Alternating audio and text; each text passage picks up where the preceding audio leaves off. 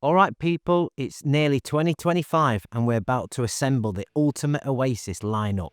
Now I know this is going to ruffle some feathers because let's face it, Oasis fans are the most opinionated lot on the planet.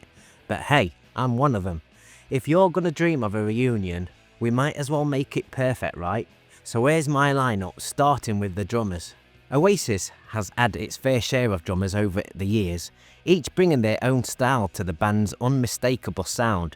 Let's take a quick trip down memory lane. First, we had Tony McCarroll, the original raw powerhouse.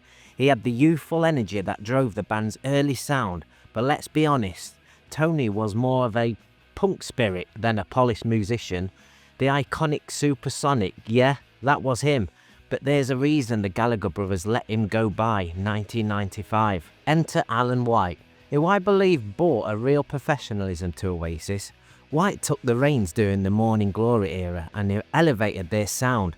Tracks like Don't Look Back in Anger and Do You Know What I Mean owe their tight, refined feel to him. Then we've got Zach Starkey, Ringo Starr's son, who played on Don't Believe the Truth. Starkey's got pedigree, sure, and he brought a certain flair to the latter years, but as much as I respect him, his time with Oasis felt more like a hired gun than a true member. So, who do I pick? Alan White. Alan had the skill, the precision, and most importantly, the ability to keep up with Noel's perfectionism. He's the drummer who took Oasis from garage band chaos to stadium level greatness. Sorry Tony and Zach, it's White every time for me. Next up, let's talk about bass players. Every band needs that backbone, and Oasis was no different, but the position, like the drums, had its ups and downs. First we've got Paul McGuigan, or Guigsy. Guigsy wasn't flashy, and honestly, he didn't need to be.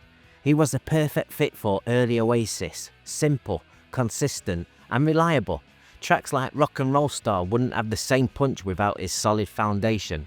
Plus, his stage presence, or therefore lack of, was part of his charm. He just stood there grooving, classic Guigsy.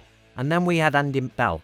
Now Andy is a legend in his own right, coming from his old band Ride, and his playing on the latter albums like Heathen Chemistry is undeniably good.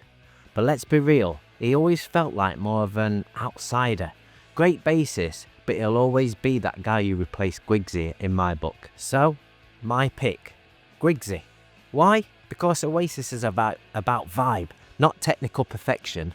Guigsy embodied that lads from Manchester spirit. He might not shred, but he's the soul of Oasis's rhythm section.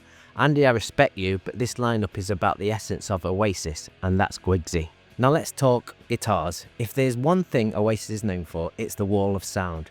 And while Noel is obviously the kingpin, we need to talk about the rhythm and lead roles that made their live shows unforgettable. So Paul Arthur's Bonehead, what a legend. Bonehead was there in the beginning, cranking out those huge rhythm parts that gave Noel the freedom to unleash his solos. He's responsible for so much of the early Oasis magic, but let's face it, Bonehead's guitar playing wasn't what you'd call versatile. Then we've got Gem Archer, joining in 1999.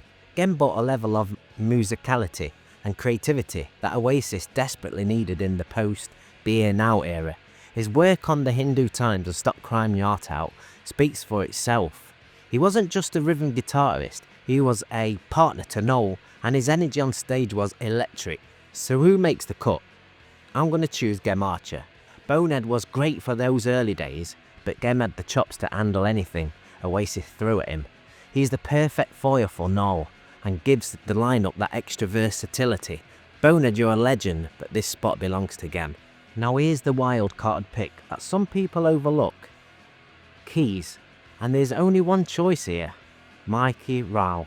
Or Mike Rao as people call him. Mike's been a touring member of Oasis since the late 90s, and his work behind the scenes on tracks like Go Let It Out and Stop Crying Your Heart Out was essential.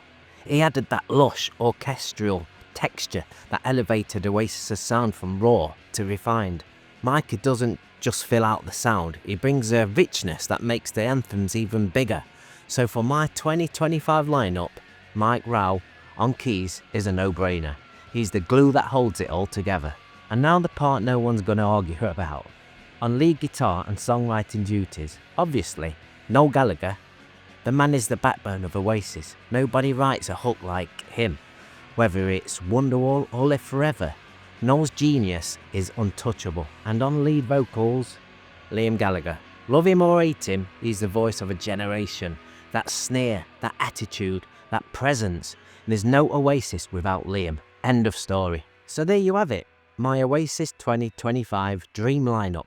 Liam on vocals, Noel and Gem on guitars, Gwigsy on bass, Alan White on drums, and Micah Rao on keys.